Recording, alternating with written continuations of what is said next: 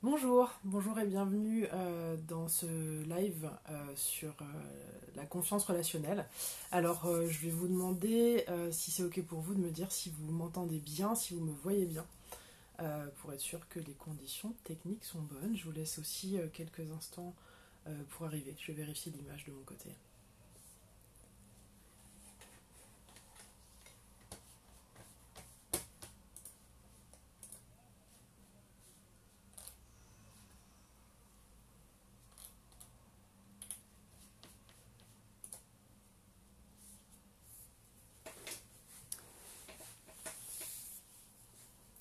Est-ce que vous m'entendez bien? Est-ce que vous me voyez bien? Est-ce que tout est bon de votre côté?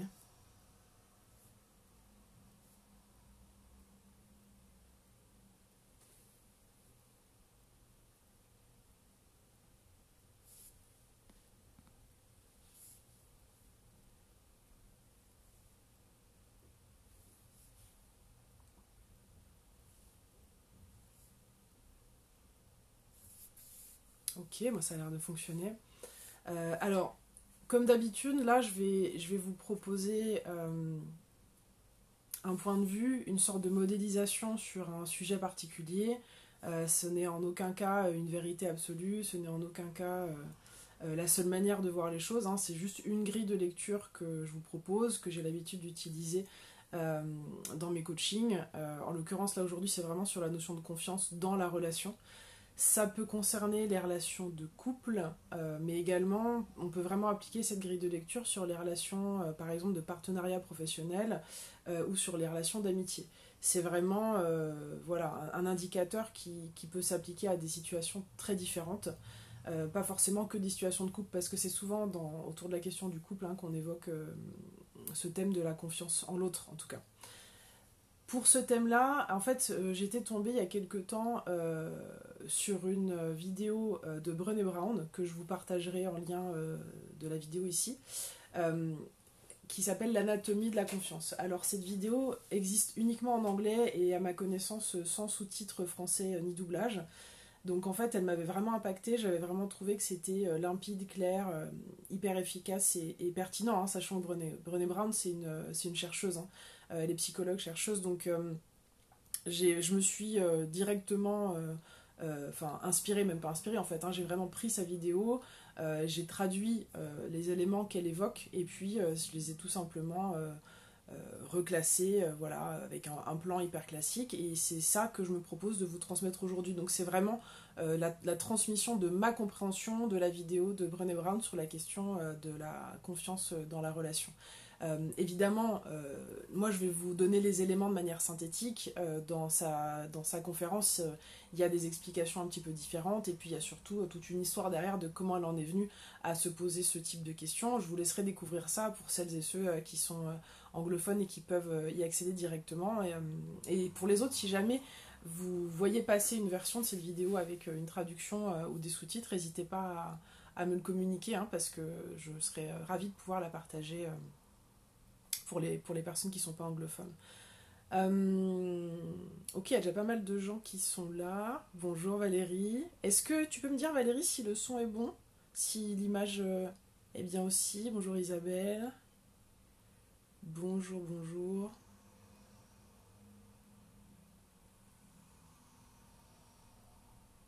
Pour celles et ceux qui ne me connaissent pas ou peu, donc je m'appelle Malia Griot, je suis coach en développement personnel et professionnel. Voilà, et de temps en temps, comme ça, je fais des lives, des conférences sur des thématiques précises. Merci Valérie pour ton retour.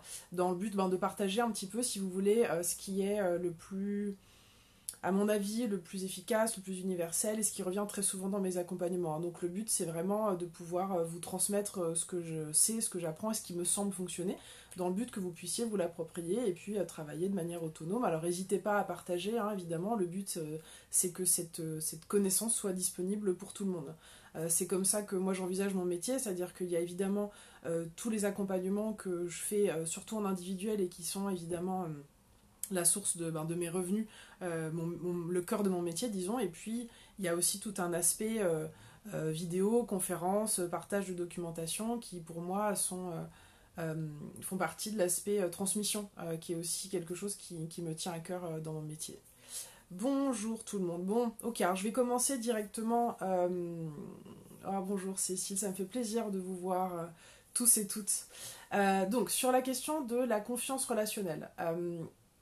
L'idée, c'est que je vais donc vous donner les éléments que donne Brené Brown dans sa conférence. Il y en a 6. Et je vais essayer de les expliquer de la manière la plus claire possible. Si jamais c'est pas clair, dites-moi. Si vous avez des questions, dites-moi. Je les prendrai soit au moment où je les vois apparaître, soit un peu plus tard si j'ai envie ou besoin de finir mon propos. Donc, selon Brené Brown, là, il s'agit vraiment de la notion de confiance dans la relation. La confiance, si vous voulez, c'est quelque chose qui se bâtit sur des éléments qui peuvent sembler pas très importants, mais qui en fait, inscrits dans le temps, sont fondamentaux. Bonjour maman. C'est-à-dire que la confiance, c'est quelque chose qui peut être donné a priori, mais qui peut se perdre très vite. C'est quelque chose d'assez délicat, en fait. Et donc l'idée dans ce partage que je vous fais aujourd'hui, c'est de vous permettre de clarifier ce pourquoi vous auriez pu perdre confiance en quelqu'un, ou ce qui peut vous amener à vous interroger peut-être sur la qualité de certaines relations et vous donner des pistes pour travailler dessus évidemment et des pistes pour les améliorer. La confiance, selon Brené Brown, c'est choisir de rendre quelque chose d'important pour vous, choisir de rendre quelque chose qui est important pour vous vulnérable aux actions de l'autre. C'est-à-dire que vous allez confier quelque chose de vous qui est personnel, qui est important, vous allez le confier à l'autre. Et la question, c'est qu'est-ce que l'autre va en faire, en fait. Et évidemment, vice-versa. Qu'est-ce que vous allez faire avec ce que l'autre va vous confier. L'idée de la confiance, c'est ce que je te confie, ce que je te donne est en sécurité avec toi. Ce que tu me confies, ce que tu me donnes est en sécurité avec moi. Voilà, ça c'est une manière de le voir, c'est une manière de résumer que je trouve assez intéressante sur la question de la sécurité. Le premier élément que Brené Brown évoque, c'est la question des limites. C'est-à-dire, selon elle, il est important d'établir des limites claires et solides des deux côtés d'une relation. L'idée, c'est d'être déjà au clair sur ses propres limites pour pouvoir les communiquer à l'autre et ensuite de voir si l'autre est dans la capacité, dans la possibilité de les respecter. Donc ça donne finalement deux points de vue. Est-ce que je suis capable de connaître mes limites ? Qu'est-ce qu'elles sont ? Alors je sais pas, qu'est-ce que je peux vous donner comme exemple là-dessus ? J'ai pas préparé forcément tous les détails de ce live parce que j'aime bien quand ça reste assez interactif et intuitif. Les limites, ça pourrait être par exemple, pour moi c'est compliqué quand la personne est en retard par exemple. Parce que j'ai une gestion du temps c'est important pour moi d'utiliser mon temps de manière ajustée. Et donc, si quelqu'un avec qui j'ai rendez-vous a une demi-heure de retard systématiquement, c'est à un moment donné une discussion qu'on va avoir et c'est une limite que je vais poser par rapport à ce qui est important pour moi en termes de valeur ou de besoin. Et ensuite, la personne sera libre de me dire ce qui est possible de faire de son côté et ça mène à une discussion.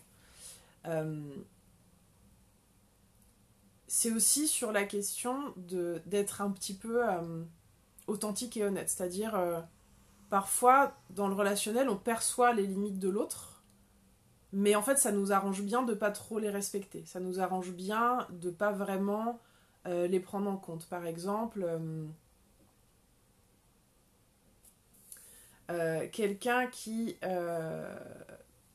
aimerait, par exemple, dans son hygiène de vie, se coucher tôt, boire peu, etc., et que ce soit quelque chose qui lui soit par exemple reproché, genre tu sors jamais tard, tu bois jamais, machin, finalement ce serait peut-être manquer de respect par rapport à ses limites et à ses besoins. C'est-à-dire que y a la conscience de savoir que l'autre a un fonctionnement différent, mais il n'y a pas toujours la possibilité finalement de le respecter sans forcément faire de remarques ou essayer de se débrouiller pour que l'autre aille repousser ses limites, par exemple. Encore une fois, c'est une question de clarté aussi. Donc finalement, si vous voulez, sur ce point-là, sur la question des limites, pour moi, peut-être le premier travail à faire, c'est se dire, si vous avez en ce moment une relation qui vous pose problème, qu'elle soit sentimentale, amicale ou professionnelle, peut-être vous demander sur ce point-là, mais finalement, est-ce que vous êtes en capacité de connaître vos limites ? Est-ce que pour vous, elles sont claires ? Est-ce qu'elles auraient besoin d'être clarifiées et d'être communiquées à l'autre ? Et d'être communiquées de manière simple, en disant, voilà, pour moi, ça, c'est important. Et puis peut-être libre à vous d'expliquer pourquoi c'est important, mais l'idée n'est pas de tomber dans la justification, c'est vraiment de communiquer un état de fait en disant voilà, pour moi ça c'est ok, pour moi ça c'est pas ok, et de quelle manière est-ce que tu peux m'assurer que tu vas être dans la capacité de respecter ça. Donc ça c'était le premier point, les limites. Deuxième point, selon Brené Brown, c'est la fiabilité, c'est-à-dire en gros, l'idée c'est tu dis ce que tu fais et tu fais ce que tu dis. Et l'élément, si vous voulez, le plus constant par rapport à la notion de confiance, et c'est ça aussi qui rend vraiment le truc intéressant et délicat, c'est la fiabilité, mais tout le temps. C'est-à-dire, je dis ce que je fais ce que je dis, de manière constante. Parce qu'en fait, le problème, c'est que dès qu'il y a une fois ou deux où ça marche plus, où ça, c'est pas appliqué, c'est là, en fait, la confiance peut être brisée, en fait. Même sur une seule occurrence, ou un seul élément. Quelqu'un qui se serait engagé, je sais pas, à rendre un service, par exemple, alors je vais prendre des exemples un petit peu gros, un peu caricaturaux, mais c'est quand même plus simple. Oui, je serai là pour ton déménagement, ou alors un professionnel qui se serait engagé à venir, je sais pas, moi, réparer quelque chose du type serrure, enfin, ou plomberie, enfin, un truc important, hein, et qui dit oui, je suis disponible tel jour à telle heure, et qui en fait ne vient pas, prévient peut-être à la dernière minute, et donc laisse la personne concernée dans l'embarras. Ça peut suffire, une seule occurrence peut suffire à mettre en l'air une relation de confiance qui date de plusieurs années. C'est une réalité. Et le truc, c'est que il ne s'agit pas forcément d'une question de tolérance de la part de la personne qui va perdre la confiance. C'est vraiment une mécanique psychologique. Alors, tout le monde ne va pas fonctionner de la même manière, tout le monde ne sera pas logé à la même enseigne dans sa capacité d'accueillir ou d'accepter comme ça un élément, une absence de fiabilité, quelqu'un qui ne tient pas sa parole. Hein. L'idée n'est pas de faire des généralités, encore une fois, c'est de vous donner vraiment des pistes de réflexion et des outils, mais c'est vrai qu'il se peut qu'une seule occurrence suffise en fait à abîmer en tout cas la confiance qu'il y a entre deux personnes. Donc là, la fiabilité, c'est une question, si vous voulez, pour moi, d'honnêteté avec soi-même, c'est-à-dire quand je m'engage à faire quelque chose, est-ce que je suis sûre de pouvoir tenir mon engagement ? Est-ce que ça fait sens pour moi ? Est-ce que j'ai pris le temps de me dire, finalement, dire oui à ce service, par exemple, que je me propose de rendre ou qu'on m'a demandé ? Est-ce que j'ai pris le temps de me demander, finalement, si ça collait à mes propres besoins, à ma disponibilité, à mes priorités en ce moment, ou est-ce que j'ai un peu répondu oui à la va-vite et qu'en fait, résultat, je me retrouve à me désengager ou à planter l'autre. Donc si vous voulez, quand on est sur un coaching individuel, ça revient souvent à poser des questions, la question du fait plaisir. C'est-à-dire, est-ce que je suis souvent en réaction positive à une demande par réflexe, par automatisme, pour faire plaisir à l'autre parce que c'est comme ça que je me suis construit, ou est-ce que je le fais vraiment en conscience en me disant oui, ça fait sens pour moi, j'ai la disponibilité, ça me fait plaisir de te rendre ce service, et dans ce cas-là, c'est bon pour moi. Le troisième élément sur lequel on peut baser la notion de confiance, c'est la notion de responsabilité. Alors c'est un peu lié à la fiabilité, mais pas forcément. Donc là, l'idée, c'est vraiment de se dire, dans une relation, quand je fais une erreur, quand je tiens pas ma parole, ou quand je me trompe, ou quand je fais quelque chose, par exemple, qui va blesser l'autre ou le mettre mal à l'aise, même si c'est pas intentionnel, hein, la question de l'intention là n'est pas posée. Quand je fais une erreur ou quand je fais quelque chose qui va avoir une conséquence désagréable pour l'autre, est-ce que je suis capable de le reconnaître déjà, de m'excuser et surtout de ne pas le refaire. Et ces trois éléments sont aussi importants les uns que les autres en fait. Le reconnaître, pour moi, reconnaître ses erreurs dans une relation, c'est vraiment la capacité à avoir un ego à la juste place.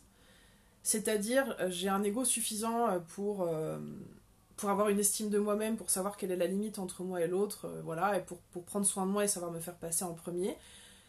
Mais je suis en capacité aussi de laisser de côté ce que moi j'appellerais les crises d'ego, donc je vous renverrai vers une petite vidéo sur ma chaîne YouTube sur la thématique de l'ego, où en fait, la crise d'ego, c'est je vais, pour protéger cette idée que j'ai de moi, ou l'idée que j'ai sur laquelle il faut être toujours fort, etc., En gros, je vais faire ma mauvaise tête, quoi. C'est-à-dire que je vais refuser de reconnaître que je suis capable de me tromper, de faire des erreurs, voire même de faire de la merde, d'être de mauvaise foi, et de foirer, et que ça ait des conséquences sur l'autre. C'est ça aussi, c'est que reconnaître qu'on a fait une erreur, reconnaître qu'on a blessé l'autre, c'est douloureux pour soi. Donc ça veut dire j'accepte de passer par l'inconfort, d'avoir causé de l'inconfort à l'autre.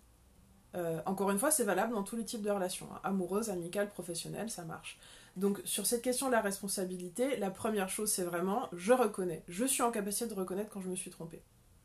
Ensuite, le reconnaître c'est pas mal, donc là, sur la notion de reconnaissance, pour moi on est entre soi et soi-même, hein. Ce qui est intéressant aussi, c'est la capacité de le reconnaître par rapport à l'autre. Et donc là, on arrive sur l'idée de la capacité à faire des excuses.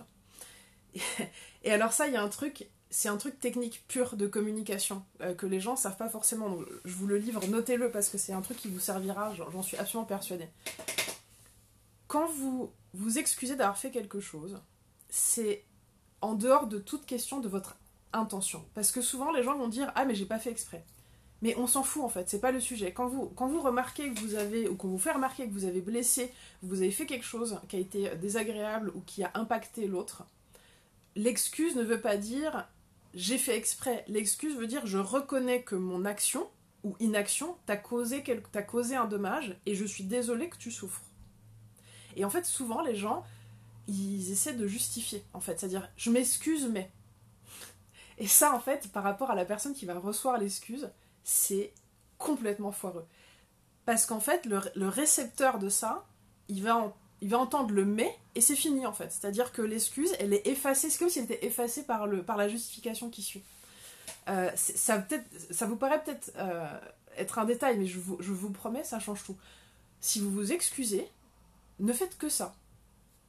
Je m'excuse pour la manière dont je t'ai parlé. C'est tout. Pas... Je m'excuse pour la manière dont je t'ai parlé, mais j'étais quand même hyper énervée parce que t'avais... Alors là, c'est bon, c'est fini, en fait. Ça ne sert à rien. Quitte à faire... Il vaut mieux ne pas s'excuser du tout que faire le type d'excuse que je viens de vous montrer. Parce que ça risque de créer encore plus d'animosité, ça risque de créer du ressentiment, parce que l'autre se sentira pas du tout entendu et reconnu dans sa souffrance ou dans sa blessure. Même si là, j'utilise des mots un peu gros, c'est pas toujours de ça dont il s'agit, mais en tout cas, ça peut être dans sa contrariété. Mais si vous voulez, la personne... qui aura été contrariée ou blessée, elle a besoin que cet état-là soit reconnu en tant que tel, et ensuite on peut discuter de comment c'est arrivé et comment on fait pour que ça n'arrive plus. Mais encore une fois, je vous en conjure, quand vous vous excusez, excusez-vous vraiment, et excusez-vous seulement, rien d'autre. Pas de commentaires, pas de justification, pas de mais, pas de trucs. Donc, dans la responsabilité, on est sur reconnaître ses erreurs, s'excuser, et évidemment, idéalement, ne pas le refaire. Parce qu'en fait, de la même manière qu'une justification efface l'excuse, la réitération d'un comportement ou d'une absence de comportement qui aura causé un désagrément efface le fait que la personne vous ait pardonné et vous ait redonné sa confiance directement derrière. Ça marche pas en fait. Donc ça aussi, ça demande aussi pas mal d'honnêteté envers soi-même, pas mal de capacité d'introspection à se dire ok, ce comportement-là, je l'ai eu, je l'ai reconnu, je m'en suis excusée, mais finalement, est-ce que je suis capable de pas le refaire? Qu'est-ce que ça venait signifier pour moi? Est-ce que ça vient signifier qu'il y a un besoin qui n'est pas rempli? Par exemple, si vous voulez, si on reprend la question du retard de quelqu'un qui serait vraiment en retard au rendez-vous de manière récurrente, si la personne s'excuse vraiment hyper sincèrement et tout ça, et est à nouveau en retard la fois d'après, c'est foiré en fait, ça marche pas. Après, il est possible que cette personne dise à l'autre, écoute, je suis pas en capacité, moi, de respecter un horaire strict. C'est un truc qui est pas dans mon champ d'action, qui est pas dans mes compétences. Peut-être que j'y travaille, peut-être que j'y travaille pas parce que c'est pas très important pour moi. Et c'est là où, en fait, il vaut mieux être honnête, vraiment, sur la capacité ou pas à réitérer un comportement ou à ne pas le réitérer. Parce que, encore une fois, si vous vous excusez, que vous le réitérez, vous continuez à vous excuser, c'est foireux. Par contre, si vous dites à l'autre en toute sincérité, soit je suis pas capable, soit j'ai pas envie en fait de me mettre des contraintes, des barrières, et c'est pas comme ça que j'ai envie de fonctionner, l'autre là va être libre de savoir si il ou elle a envie de continuer à fonctionner comme ça ou pas. Mais dans ce cas-là, vous avez complètement pris votre responsabilité, vous avez été honnête, et vous laissez l'autre libre finalement de ce qu'il va choisir de faire. Alors c'est vrai que ça peut être inconfortable parce qu'il se peut que l'autre dise ben en fait c'est pas compatible avec ma manière de faire et que ça pose la question de la compatibilité de la relation tout court. Et en fait c'est vrai que souvent dans ces histoires de se dire ce qui va ou ce qui va pas dans une relation, évidemment la peur derrière ça peut être finalement qu'on se rende compte que ça marche pas et que c'est peut-être pas compatible dans l'absolu. Ce qui est sûr, c'est que ça vous évitera certainement beaucoup de contrariétés et de souffrances d'être dans la possibilité d'en discuter de manière sincère et sereine, plutôt que de laisser planer des malentendus et de laisser se réitérer voilà, des situations qui sont contrariantes. Et voilà, selon moi, ça prend quand même vachement d'énergie et ça peut rendre quand même assez malheureux. Surtout quand on parle de relations qui sont des relations denses ou intenses. Ok, donc là pour le moment je vous ai parlé des limites, de la fiabilité, de la responsabilité, donc les 3 premiers points. N'hésitez pas si vous avez des questions. Bonjour Elodie, Aude, Laurence, Thomas, Nico, Olivier, Pascal, Marie, François. Merci pour votre présence et votre attention. Je continue. 4e point, la confidentialité. Alors ça, selon moi, c'est peut-être un des points les plus importants. À chacun sa sensibilité. C'est aussi intéressant peut-être que vous puissiez vous dire finalement à la fin de la vidéo qu'est-ce qui est le plus important pour vous dans ces points-là. Il y en a peut-être qui ne le sont pas du tout. Hein. C'est vraiment vous qui voyez. La confidentialité, c'est vraiment l'idée selon laquelle ce que je te dis de moi est en sécurité avec toi, comme si c'était dans un coffre de banque. En fait, Brené Brown, elle utilise l'expression vault. C'est vraiment cette idée-là de coffre de banque, de truc qui peut absolument pas être ouvert ou forcé. Donc l'idée pour la confidentialité, c'est qu'elle soit totale. Et c'est un truc aussi qui est vraiment hyper important. Et c'est là où Brené Brown, pour moi, a saisi certaines subtilités sur lesquelles peu de gens ont pu mettre des mots. C'est que ça marche dans les deux sens. C'est-à-dire ça marche sur ce que je vais te dire de moi doit rester en sécurité absolue avec toi. Mais ce que tu vas me dire à propos des autres gens doit être en sécurité, en fait. Et ça, c'est un truc que les gens oublient. C'est-à-dire, je vais te dire des choses de manière plus ou moins confidentielle. Je vais te raconter des choses de ma vie privée. Et je pars du principe que les informations que je te donne restent avec toi, sauf exception, c'est-à-dire que sauf si toi tu me demandes si je suis ok que tu partages telle ou telle info avec telle ou telle personne. Et évidemment il y a des fois où il n'y aura aucun souci, il y a des cercles d'amis, il y a des amitiés dont on sait qu'on peut se permettre certaines choses, mais moi je trouve que c'est intéressant de vérifier en fait. Et personnellement, ça je vous le confie, c'est vrai que moi je me retrouve très vite mal à l'aise quand quelqu'un me dit quelque chose concernant quelqu'un d'autre. Qui me semble être un élément de sa vie privée. En tout cas, qui me semble être un élément intime ou perso. Même si c'est un truc de sa vie pro, mais en tout cas quelque chose que je ne suis pas censée savoir. Chez moi, ça crée un malaise immédiatement. Et j'ai pris le réflexe, une fois que j'ai pu identifier en quoi ça me mettait mal à l'aise, c'est vraiment cette idée-là de confiance. C'est-à-dire, mais est-ce que la personne, quand elle t'a dit ça, elle t'avait donné sa confiance dans la confidentialité, et résultat, t'es en train de manquer de respect à cette personne en me racontant des trucs à son propos. Je sais pas si c'est clair, vous me dites si ça l'est pas, mais et en fait moi il y a une phrase que j'utilise de temps en temps quand quelqu'un commence à me raconter quelque chose sur quelqu'un d'autre, même si ça m'intéresse beaucoup et que j'ai très envie de savoir parce que je tiens à l'autre personne et que sa vie m'intéresse, il peut m'arriver d'interrompre mon interlocuteur ou mon interlocutrice en lui disant est-ce que t'es sûr que telle personne est ok pour que tu me racontes ça. Ce qui est génial dans cette façon de poser la question, c'est que vous évitez l'écueil de juger l'autre en lui disant « t'as pas à me raconter ça ». En fait, la question, c'est une vraie question. C'est une question complètement ouverte, qui juge personne, qui dit « mais est-ce que juste, moi j'ai besoin de vérifier que machine a pas de problème à ce que tu sois en train de me raconter, je sais pas moi, la dernière engueulade avec son mec, ses histoires... son prochain projet pro qui pour le moment est secret, je sais pas, son prochain projet de livre ou n'importe quoi.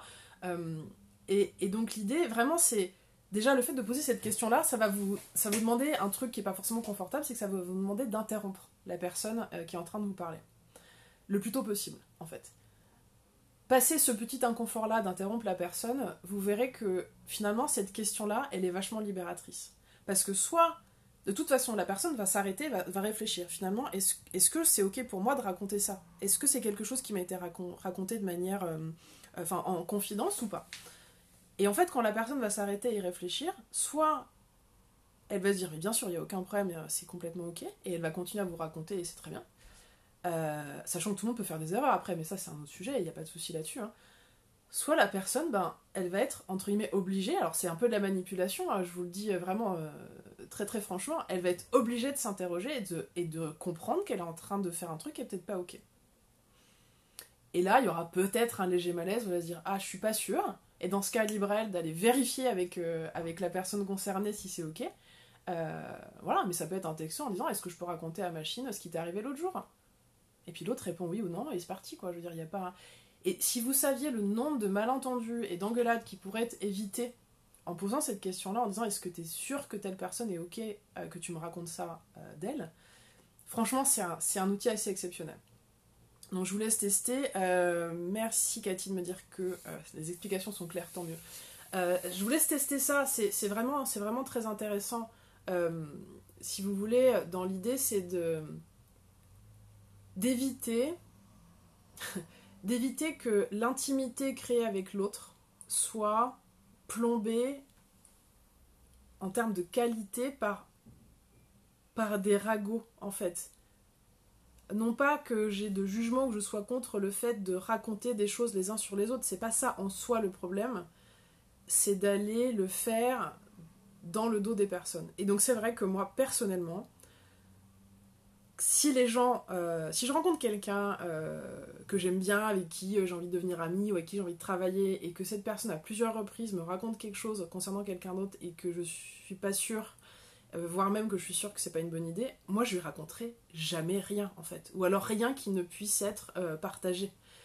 Parce que je vais me dire, et vous avez compris le raisonnement évidemment, je vais me dire si elle me raconte des trucs à propos des autres alors que les autres souhaitaient pas que ce soit partagé, elle va faire pareil avec mes infos, et donc je vais jamais me livrer. Et pour moi, c'est vrai que la question de la confiance et de la confidentialité, elle est nécessaire à ce que je me livre. Je suis quelqu'un de très pudique, je suis quelqu'un d'assez réservé, en fait, quand il s'agit de mon intimité, de ma vie personnelle. Et donc, je vois mal comment une relation de qualité peut être construite sans ce respect d'intimité. Encore une fois, chacun a des sensibilités différentes, et donc vous verrez bien si pour vous, ça, c'est un élément important. Donc ça, c'était pour la confidentialité. Ok.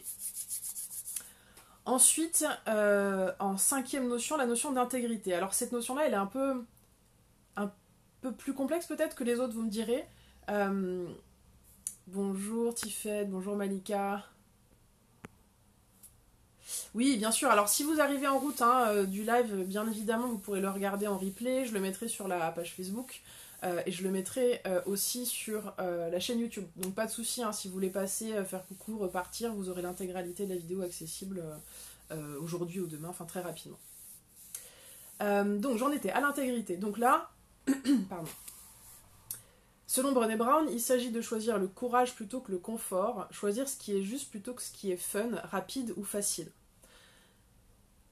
Donc là, c'est peut-être une notion d'effort. Salut Karine. Une notion d'effort, c'est-à-dire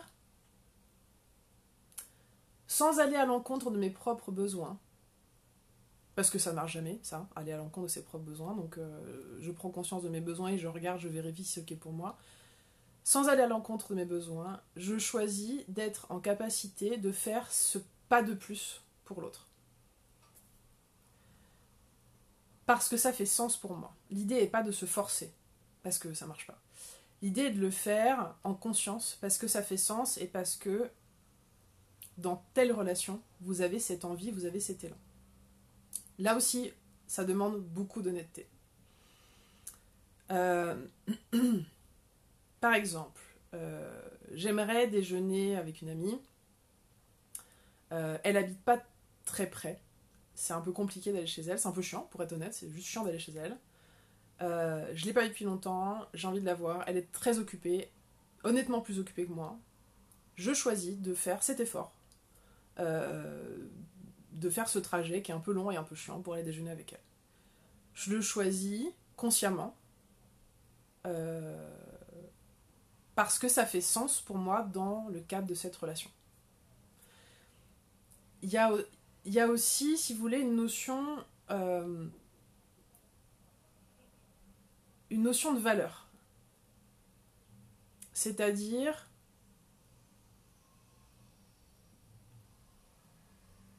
c'est presque une forme d'élégance relationnelle en fait. Vous voyez, je suis en train d'y réfléchir au moment où je vous parle. Pour moi, je vous livre vraiment mon point de vue, hein, vous prenez si ça vous parle, mais c'est une question de quel type de personne j'ai envie d'être dans les relations. Toutes les relations possibles, hein. Que ce soit bonjour à la nana de la caisse du supermarché ou que ce soit avec la personne avec qui vous vivez tous les jours, votre partenaire de vie. À quel moment je vais choisir de faire preuve de courage et est-ce que je suis en capacité de vivre au quotidien selon les valeurs que j'édicte. Parce que si vous voulez, dans la question de l'intégrité, il y a aussi presque une question de cohérence identitaire. C'est-à-dire, si je passe mon temps à dire que telle ou telle chose est importante pour moi et à agir différemment, c'est très compliqué dans ce cas-là de faire émerger une relation de confiance. Je ne sais pas si vous voyez ce que je veux dire.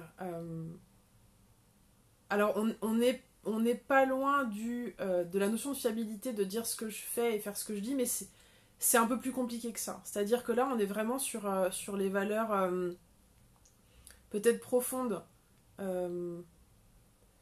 J'essaie de vous trouver un exemple. N'hésitez pas si vous avez des questions ou des exemples hein, pendant que je réfléchis.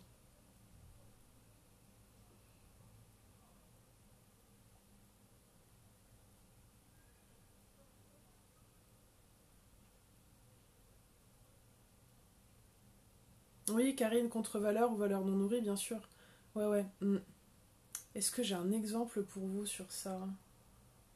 Ouais, quelqu'un qui vous dirait, par exemple, voilà, pour moi, l'amitié, c'est hyper important, c'est fondamental, je suis quelqu'un de très loyal, je suis quelqu'un d'intentionné, et qu'en fait, soit quelqu'un qui prenne jamais de vos nouvelles, qui soit jamais à l'initiative, par exemple, de savoir comment vous allez, qui finalement, quand vous avez peut-être un besoin particulier, va pas vous répondre, ou en tout cas, si la personne n'est pas en capacité de répondre à ce besoin, va pas vous expliquer pourquoi. Enfin, Nathalie, évidemment, tu passes au moment où je parle de la question de loyauté en amitié, et tu en es un magnifique exemple. C'est évidemment pas un hasard du tout, mais en gros, la notion d'intégrité, c'est en étant en cohérence, voilà, j'ai trouvé un angle d'approche qui me permet peut-être de clarifier ça pour vous, en étant cohérent avec la personne que vous dites être et celle que vous montrez au monde dans vos mots et dans vos actions, ça facilitera énormément la capacité d'être dans des relations de confiance. Si vous êtes un peu en mode double face, je dis que je suis comme ça, je me présente en tant que, et en fait derrière j'assure pas, la confiance forcément, elle sera pas là. Donc sur cette question, si vous voulez, d'intégrité, il y a à la fois la question d'effort, de courage, qui peut être placée évidemment quand c'est ajusté, et la notion d'être aligné, en fait, d'être cohérent, c'est-à-dire de vous comporter comme la personne que vous dites être, d'avoir une certaine honnêteté. Sachant qu'évidemment, oui Karine, tu évoques la question de l'idéal. L'idée n'est pas d'être parfait, déjà, s'il vous plaît, on part pas du tout là-dessus. L'idée n'est pas de ne jamais être faillible ou de pas être vulnérable ou de pas avoir des moments où c'est pas possible. L'idée c'est d'avoir un minimum de cohérence entre la personne que vous présentez et la personne que vous êtes dans le réel. Ça voilà, ça fait partie des éléments qui permettent d'avoir de vraie confiance dans les relations. Alors Karine, logique de pensée et logique d'action en cohérence, on est là-dessus. Logique de pensée, d'expression de soi et d'action. Il me semble qu'on peut dire par exemple, alors c'est un peu cliché mais je crois que ça peut se vérifier pas mal, dire qu'on aime quelqu'un ou qu'on apprécie quelqu'un, c'est une chose. Lui montrer par des actions, c'est autre chose. Alors on peut aussi parler des 5 langages de l'amour, qui est un lien que je peux vous mettre aussi voilà, en dessous de cette vidéo, hein, parce que les 5 langages de l'amour, effectivement, ça a été, c'est une thématique qui est évoquée dans les relations sentimentales, hein, de couple, mais en fait, on peut l'appliquer à absolument tout type de relation, encore une fois, professionnelle et amicale. Donc, vous pouvez vraiment voir en quoi les actions concrètes sont absolument fondamentales dans le fait de tisser des relations de qualité, des relations de confiance, et pas juste des paroles, quoi, pas juste des paroles en l'air. Comme Nathalie est passée, évidemment, je pense à la chanson de Dalida, mais voilà. Cathy, l'alignement, ouais, c'est ça. Disons que l'idée, ce serait de rechercher un minimum de cohérence, de cohésion, d'alignement, en n'essayant pas non plus d'être tout le temps parfait. C'est-à-dire que quand on parle de ces qualités ou de ses défauts, moi j'aime bien la notion de paradoxe, c'est-à-dire on peut pas être toujours quelque chose. Par exemple, moi je suis quelqu'un qui peut être très impatient, vraiment. C'est quelque chose sur lequel je travaille pour pas que ce soit que ça me desserve ou que ça desserve à mon entourage, mais je suis aussi capable d'être d'une patience infinie. Infinie. Ça dépend du contexte, ça dépend de la qualité de la relation, ça dépend de la qualité de la communication, pour moi c'est un truc très important, etc. Donc quand je parle de cohésion, cohérence et d'alignement, je parle évidemment pas d'être un espèce de bloc de valeurs ou de bloc idéal, comme disait Karine, absolu, hein. Mais je parle d'être un minimum quand même, voilà, que ce soit cohérent. Parce que l'absence de congruence, ça crée quand même assez vite des malaises dans les relations. Et par exemple, si on prend l'exemple pro, je m'excuse, j'ai la voix un peu cassée, je sors d'une angine. Si on prend l'exemple pro de management, il y a la notion d'exemplarité, c'est-à-dire qu'un manager qui demanderait à ses collaborateurs certaines choses, on est en droit d'attendre la même chose de lui. Donc par exemple, s'il demande à ses collaborateurs, je sais pas moi, d'être hyper présent sur leur lieu de travail, ou d'être force de proposition, si lui le fait pas, ça va être plus compliqué de l'obtenir des autres gens. Donc c'est un peu la même idée en fait, hein. Voilà, en tout cas pour cette notion de cohérence, d'intégrité. J'espère que c'est clair pour vous. Alors, je vais quand même regarder s'il y a des questions. Salut Hugues. Bonjour Catherine.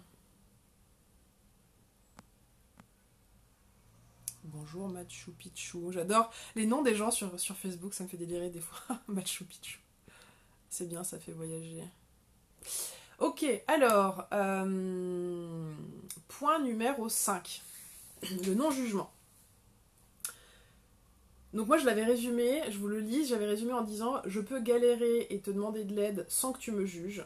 Tu peux galérer et me demander de l'aide sans que je te juge. Ça, c'est vraiment un point qui me semble hyper important dans la notion de confiance relationnelle. C'est: je peux te montrer ma vulnérabilité, je peux te montrer mes faiblesses sans me prendre un taquet dans la tronche. Voilà, en gros, c'est ça que ça veut dire. C'est l'idée selon laquelle on vise à aimer ou apprécier l'autre un petit peu dans toutes les situations. Dans les situations où la personne est au mieux de sa forme, et dans la lumière et dans la réussite, et on l'aime et on l'accepte aussi quand elle est en train de faire un peu de la merde, ou qu'elle galère, ou que c'est compliqué, ou qu'elle va pas bien. Les limites là-dessus seraient peut-être uniquement quand l'autre a un comportement qu'on pourrait qualifier de très autodestructeur ou toxique, mais c'est un mot que j'utilise avec parcimonie parce qu'il est un petit peu mis à toutes les sauces, donc je fais attention.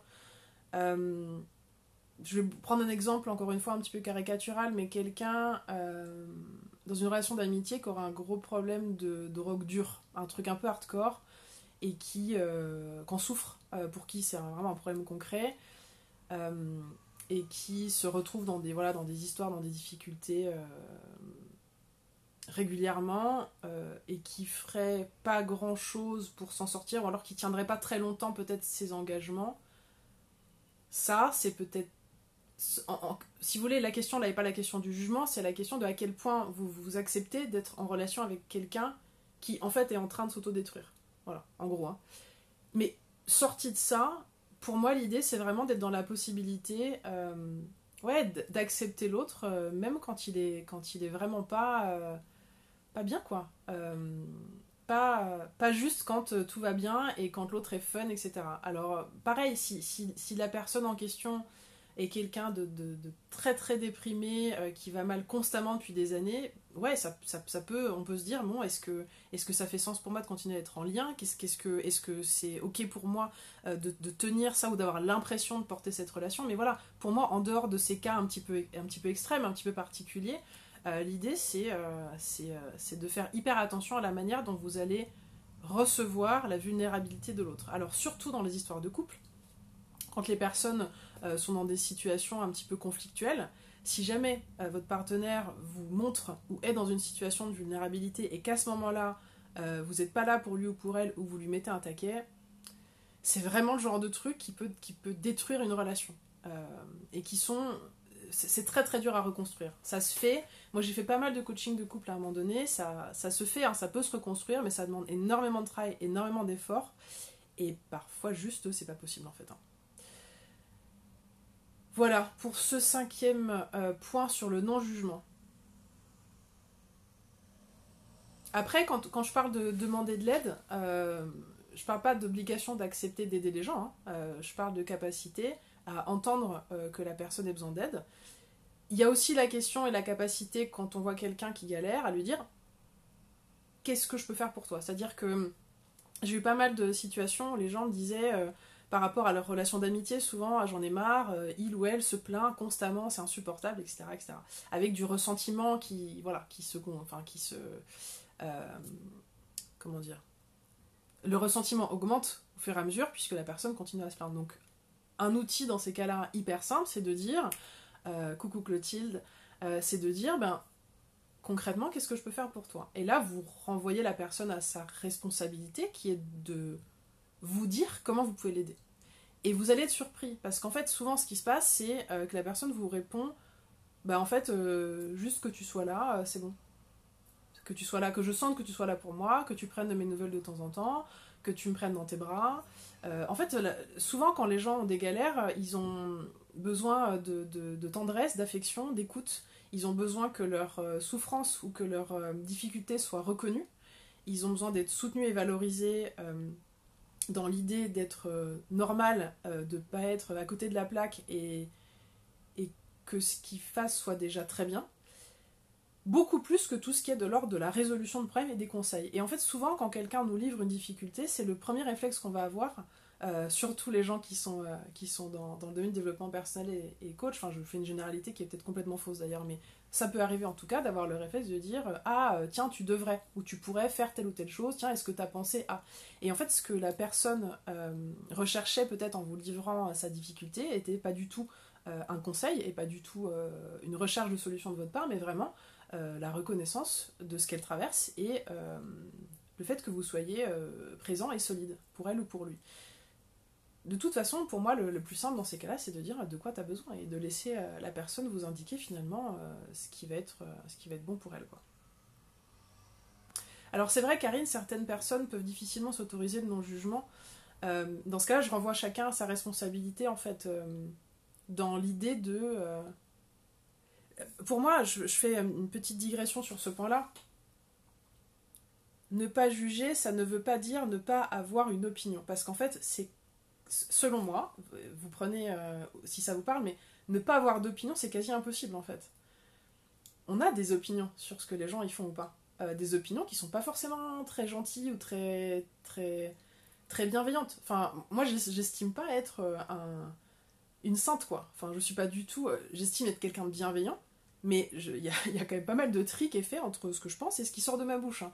Donc l'idée, quand je parle de non-jugement, c'est pas d'être tout le temps béni oui-oui à dire que tout est merveilleux, parce que des fois, on peut vraiment se dire que les gens, ils font de la merde et que c'est pas cool, quoi. Mais l'idée, c'est de se dire, finalement, est-ce que je vais le verbaliser ? Qu'est-ce que je vais dire à l'autre ? Qu'est-ce que l'autre a envie ou besoin d'entendre à ce moment-là, quand il ou elle me me montre ou me livre sa vulnérabilité. Est-ce que c'est le moment de lui dire ah ben putain, c'est quand même super con comme idée d'avoir fait ça? Non, c'est pas le moment. Même si vous le pensez très très fort et que vous avez parfaitement le droit d'avoir ces pensées-là, bah c'est peut-être pas le moment de le dire et c'est peut-être pas ça dont la relation a besoin. C'est pour ça que je fais une différence, si tu veux, Karine, entre la notion euh, de jugement et la notion de bienveillance. Pour moi, être bienveillant, c'est pas ne pas avoir de jugement sur les gens. Parce que pour moi, ça n'existe pas, en fait. Euh, c'est hyper humain. Ça fait partie de la psyché humaine d'évaluer les choses. On est construit comme ça, entre autres parce qu'on a besoin d'évaluer ce qui est dangereux ou pas. Euh, donc par exemple, je sais pas, si vous avez un jour un dîner avec des amis et qu'il y a une personne que vous connaissez pas qu'elle a et que cette personne, je sais pas, vous pose des questions et que ça vous met hyper mal à l'aise parce que c'est des questions, je sais pas, ultra intimes ou qui vous semblent déplacées, vous allez vous dire ah ben celui-là ou celle-là est hyper mal élevé. Voilà, parce que dans mon référentiel de valeur, poser ce type de questions à quelqu'un qu'on connaît pas, c'est un manque de politesse. Là, on est dans le jugement, il n'y a aucun problème là-dessus. Cette personne est mal polie, cette personne est mal élevée. Pourquoi est-ce qu'on a ça? Parce qu'en fait, comme ça nous a causé un malaise, donc une émotion désagréable, de toute façon, le cerveau, il va enregistrer l'information pour pouvoir nous permettre d'éviter que ça se passe à nouveau. Donc soit on évite de revoir la personne ou de la croiser, soit on l'évite pendant la soirée si on la recroise, soit on peut choisir de lui dire écoute, tu sais, moi, dans mon fonctionnement, pour moi, ce type de questionnement, il n'est pas accessible à ce stade d'une relation. Donc voilà, ça me met un peu mal à l'aise, je préférais qu'on parle de choses peut-être plus légères. Euh, donc le jugement, c'est utile. Là, je parle vraiment de à quel moment est-ce qu'on va le transmettre à l'autre, quoi. À quel moment est-ce qu'on va choisir de le partager. Voilà, est-ce que c'est ajusté ou pas? Est-ce que ça fait sens de dire à l'autre qu'on pense qu'il est super con?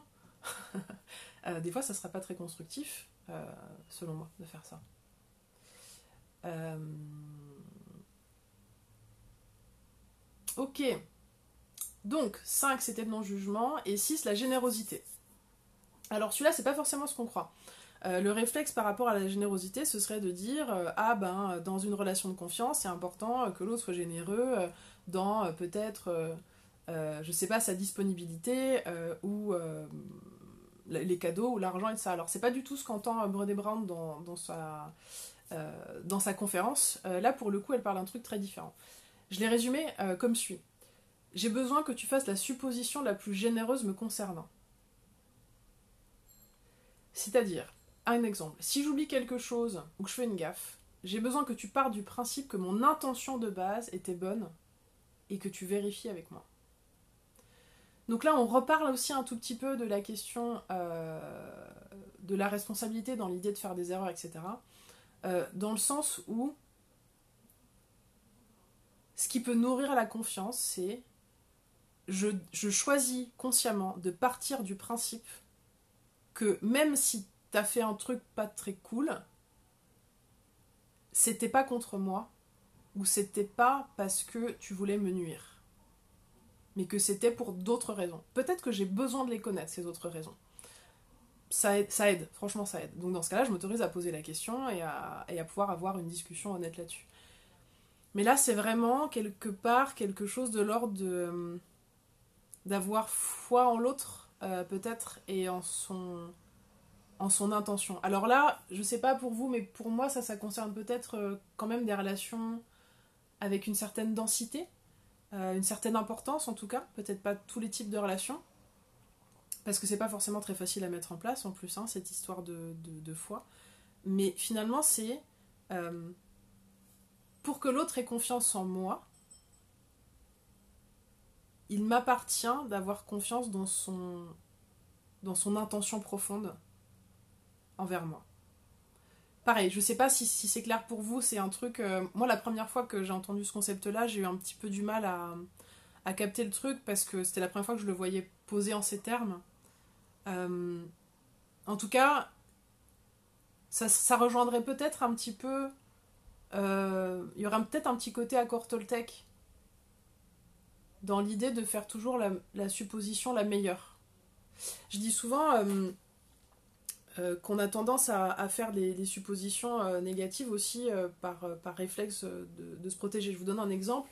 Vous croisez quelqu'un au taf que vous voyez souvent, et cette personne-là, ce jour-là, vous croise et vous dit pas bonjour. Ok. Le réflexe, ce serait de dire, souvent, en fait, le réflexe que les gens ont, c'est de se dire, il me fait la gueule. Il y a un problème, il y a un truc qui cloche, qu'est-ce que j'ai dit, etc. Et ils partent dans un espèce de scénario catastrophe où c'est forcément en lien avec eux, il y a eu quelque chose de négatif.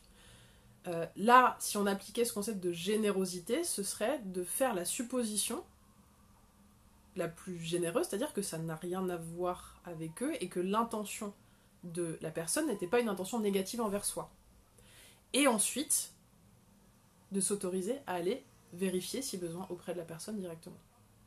Mais c'est presque un entraînement à l'optimisme, en fait. C'est certainement un point qu'on peut tout à fait élargir et généraliser dans l'idée où il s'agit de faire la supposition qui est en ma faveur. Dans la mesure où, à l'instant T, je ne sais pas ce qui se passe, je n'ai aucun moyen de preuve de ce qui se trame, pourquoi pas choisir finalement le scénario qui est le plus doux, qui est le plus en ma faveur et en la faveur de l'intention de l'autre. C'est ça pour moi cette notion de générosité. Et ensuite, si vraiment c'est important pour moi, je m'autorise à aller vérifier et aller voir la personne en question, à lui dire tu m'as croisé ce matin, tu m'as pas dit bonjour, est-ce qu'il y a un souci ou est-ce que juste t'étais dans tes pensées ou est-ce que toi tu traverses un truc difficile et que t'as envie de parler à personne, il n'y a pas de problème. Voilà, c'est vraiment l'idée que je me fais de cette notion de générosité, c'est essayer de faire la supposition la plus douce en fait, la plus douce, la plus joyeuse pour moi et pour l'autre, a priori. Et encore une fois, voilà, souvent on a quand même le réflexe inverse, c'est de faire la supposition pas cool, voir le scénario catastrophe. Encore une fois, ça s'est basé selon moi sur le fonctionnement du cerveau qui est entraîné à repérer le négatif pour pouvoir nous protéger et l'éviter. Donc si vous voulez, sur cet aspect-là, c'est presque un entraînement de tous les jours à vraiment surveiller, en tout cas essayer d'être attentif à ces cycles de pensée et à voir est-ce que je suis en train de me raconter basé sur des impressions ou basé sur des éléments extérieurs, est-ce que je suis en train de me raconter un scénario tout pourri basé sur rien, ou est-ce que je vais choisir de me raconter le scénario le plus cool possible et ensuite je m'autorise à aller vérifier avec la personne au lieu de commencer. Il y a tellement de malentendus et si vous voulez, d'engueulades et de relations qui sont abîmées par le fait de ne pas avoir osé aller poser la question à l'autre, de lui demander ce qui se passe, en fait. Alors que c'est d'une simplicité enfantine. Le seul truc que ça demande, c'est que ça demande un petit peu de courage dans l'idée que ça puisse être une discussion potentiellement un petit peu malaisante. Voilà, mais il vaut mieux, selon moi, avoir une discussion malaisante rapidement, puisque le malaise sera relatif et court dans le temps, plutôt que laisser s'installer un truc qui n'a pas lieu d'être sur un présupposé qui est faux et qui va tourner en engueulade beaucoup plus importante et beaucoup plus compliquée à régler. Voilà, en tout cas c'est mon point de vue là-dessus. Alors, Karine, tu parles de l'acceptation positive. Alors je sais pas à quel moment tu as mis ce commentaire, donc je suis pas sûre de ce à quoi tu fais référence. Peut-être à la question du non-jugement, l'acceptation positive. Ça me fait penser à un autre truc, pour le coup, je t'en remercie. Peut-être que dans le non-jugement, il y a aussi un élément que moi, là, je choisis d'ajouter, c'est accepter, comprendre et accepter que l'autre soit différent de soi dans ses fonctionnements et que ce soit ni bien ni mal. Voilà. Qui est pas d'être en capacité de pouvoir se dire l'autre est bleu, moi je suis rouge. Il n'y en a pas un qui a raison et l'autre qui a tort, en fait. Mais ces deux couleurs, elles ont très bien. Et la question qui se pose, c'est comment est-ce qu'on rend ça compatible et comment est-ce qu'on se le dit.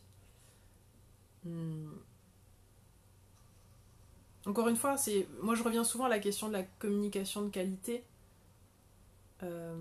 et au fait peut-être de sortir de l'idée selon laquelle si quelqu'un est différent de moi et a des règles de vie ou de comportement différents, ça ne vient pas menacer qui je suis. Ça veut pas dire que je suis moins bien, ou mieux d'ailleurs. C'est juste différent, c'est juste 2 couleurs. Est-ce que j'ai un exemple à vous donner là-dessus? Ouais, mettons dans une relation sentimentale, si pour l'un des partenaires, recevoir régulièrement dans la journée des petits textos, c'est important, et que pour l'autre, c'est pas important, il n'y en a pas un qui a raison ou un qui a tort. Et il n'y a pas de légitimité absolue, en fait. Ben, il y en a un pour qui c'est important et l'autre pour qui ça l'est pas. Et donc la question, c'est comment on rend ça ensuite compatible. Ce qui me semblerait atteindre dans cet exemple la confiance, ce serait de se mettre dans une posture qui dit « Oh, toi, de toute façon, t'as trop de besoins, par exemple. » Avoir besoin, enfin avoir besoin ou envie de recevoir des textos régulièrement, c'est pas bien. Ça veut dire que, je sais pas, moi, t'es en dépendance affective ou que... pas forcément, c'est-à-dire si c'est son truc. Donc il y a de ça aussi pour moi, de l'acceptation que l'autre a un fonctionnement différent et que ce fonctionnement n'est ni mieux, ni mieux, ni moins bien, il est juste autre. Et être vraiment dans l'accueil que c'est sa note. Franck Levet dirait ça, sa note de musique. L'idée, on est tous et toutes différents les uns des autres dans plein d'aspects, dans plein de subtilités. Évidemment, encore heureux, sur plein de points, on se rejoint et c'est merveilleux. L'idée, c'est d'accepter qu'on ait chacun une note légèrement différente. Et que c'est pas parce que c'est différent que c'est pas compatible. Par contre, c'est important d'en parler. Voilà, selon moi, c'est quelque chose qui peut vraiment participer à l'amélioration de la qualité des relations de confiance professionnelles, amicales. C'est, ouais, j'accepte que toi, tu fonctionnes comme ça et que moi, je fonctionne comme ça. Et c'est ok, en fait. On peut même s'en réjouir. Moi, c'est quelque chose... Je crois que c'est vraiment une des raisons fondamentalement pour lesquelles je fais ce métier. Je suis fascinée par la différence. Il n'y a rien qui me fait plus peur que l'idée d'une armée de clones, en fait. Je me rappelle, c'est peut-être une anecdote un peu étrange, mais je vous la partage. Quand je suis arrivée à la fac, donc j'ai fait du droit d'abord en Angleterre, et après en France. Et quand je suis arrivée en France, c'est vrai que j'étais à Londres, et donc c'était... Bon, c'est un petit moment déjà, et c'est une ville dans laquelle les gens pouvaient se permettre d'être assez... expressifs dans leurs vêtements par exemple ou dans leur je sais pas, piercing, tatouage, coiffure, tout ce que vous voulez, et, sans que ce soit un problème. C'est-à-dire que voilà, on peut avoir des crêtes rouges, t'es en fac de droit et c'est pas un sujet, quoi, je veux dire. Et voilà, sur ça par exemple l'Angleterre et la France étaient en tout cas à l'époque très différents, et quand je suis arrivée à la fac de droit à la Sorbonne à Paris, c'était les codes étaient complètement différents. Et donc et c'est vrai que je suis arrivée et que je trouvais que toutes les nanas étaient un peu habillées pareil, coiffées pareil, et je me suis dit, merde, qu'est-ce que c'est? Et c'est vrai que voilà, moi j'ai un vrai amour pour la différence, pour les particularités, pour les individualités. C'est quelque chose qui me fascine, et c'est probablement une des raisons pour lesquelles ce sont les coachings individuels que je préfère. Et donc si vous voulez, je vous soumets ça parce que non seulement c'est pas un problème, mais ça peut être, pour certaines personnes, une vraie source de joie. En tout cas, c'est mon cas. Le fait de se réjouir de la différence de l'autre. Moi, c'est un truc qui me fascine. Quand, par exemple, je suis quelqu'un de très très gourmand, et donc quand je discute de bouffe avec mes potes et qu'ils me parlent d'un truc qu'ils adorent et que moi je déteste, ça me fascine. Je trouve ça incroyable qu'on puisse, par exemple, adorer, je sais pas, moi, qu'est-ce que je déteste? Les fruits de mer. Ou le tartare, enfin je sais pas, des trucs qui moi me révulsent, me répugnent et que les gens adorent. En fait, c'est pas du tout un problème pour moi. C'est une source de fascination et de joie totale au fait d'être le témoin de la variété hallucinante de l'humanité. Moi je trouve ça fantastique. Donc si ça peut vous servir d'angle ou de point d'entrée au fait peut-être d'accepter, d'accueillir mieux la différence de l'autre, voilà, je vous partage ça avec plaisir. Moi ça me fascine et je ne m'en lasserai jamais, et je pense que je ne me lasserai jamais de ce métier, entre autres pour cette raison-là, c'est qu'à chaque accompagnement individuel, je découvre un univers entier qui ne sera en aucun point similaire à celui d'une autre personne que j'aurai accompagnée. Évidemment, il y a des grands mécanismes qui restent valables, sinon il faudrait que je réapprenne absolument tout de zéro à chaque fois, ce qui serait compliqué. Mais voilà, moi j'ai ce plaisir et cette joie dans la subtilité, dans la différence et dans les particularités. Et donc je pense que ça peut être utile dans la notion de confiance, de bien avoir ça en tête, c'est que l'autre est différent et c'est important de ne pas percevoir sa différence comme une menace et de ne pas s'en méfier, mais d'être vraiment dans l'idée de comment est-ce qu'on rend les choses compatibles et comment est-ce qu'on fait fonctionner les choses ensemble quand elles sont différentes. Voilà, je crois que j'ai fait le tour de ce que je voulais vous dire. Bonjour Marion. Aujourd'hui, je vais attendre quelques instants rapides pour voir s'il y a des questions ou des remarques sur ce que j'ai pu vous dire aujourd'hui.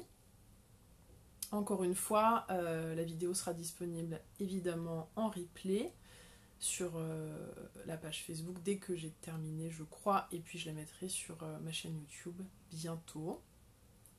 Qu'est-ce que je peux vous dire d'autre? J'espère que vous allez bien. J'avais pas fait de vidéo depuis longtemps, j'ai eu beaucoup de mal à trouver l'élan de refaire des partages. Je suis impactée par le contexte, hein, comme tout le monde. Voilà, chacun fait un petit peu comme il peut ces temps. En tout cas, je suis contente de vous retrouver. Je pense que je vais essayer de faire du contenu un peu plus régulièrement. N'hésitez pas si vous avez des idées de sujets qui vous intéressent.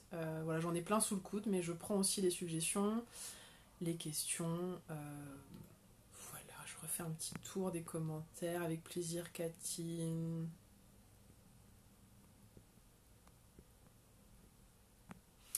Bien, je vous remercie pour votre attention, pour votre accueil, pour vos commentaires, pour vos coucous, vos cœurs et tout ça, vos likes. N'hésitez pas à partager, évidemment, tout ça est fait pour être transmis au plus grand nombre. J'aurai plaisir à vous retrouver évidemment ici bientôt, certainement sur les ondes de Radio Médecine 12 pour celles et ceux qui suivent le travail. Avec plaisir pour ce partage. Valérie, j'espère que vous allez bien. Voilà, je vous souhaite vraiment le meilleur.